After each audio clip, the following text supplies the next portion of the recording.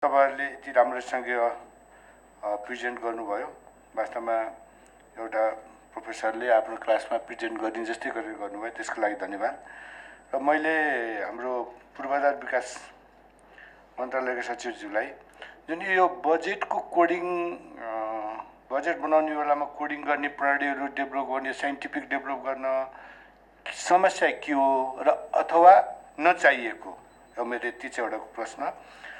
अर्को खानेपानी मन्त्रालयको सचिवज्यूलाई जुन हिमालयन ड्रिङ्किङ वाटर ब्रान्डिङ गर्ने भन्नुभएको छ, साँच्चै यो हामीले गर्न सक्यो र यसमा हामीले सफलता ल्याउन सक्यो भने हामीले हाम्रो देशलाई युटर्नै गर्न सकिन्छ।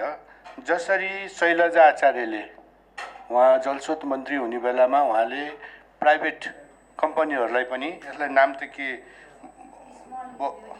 होइन, उहाँले त्यो गरेर त्यसपछि उहाँहरूबाट कलेक्सन भएको विद्युतले आज जसले क्रेडिट लिए पनि आखिर लोड सेडिङ कम भएको कारण त्यही हो हैन। यो मन्त्री सचिवज्यूहरूलाई थाहा छ होला भने हामीले यसमा पनि प्राइभेट कम्पनीहरूलाई चाहिँ हामीले पार्टनरसिप अथवा उहाँहरूलाई पनि यसको लागि चाहिँ हामीले गराउन किन्न सक्ने। र अर्को मेरो छ ऊर्जा जलस्रोत सिँचाइ सचिवज्यूलाई अहिले इन्डियामा सोलरबाट ब्याट्रीमा चाहिँ कन्भर्ट गरेर त्यो इलेक्ट्रिसिटी चाहिँ तपाईको चाहिँ उत्पादन गर्ने एउटा प्र्याक्टिस सुरु भइसकेको छ।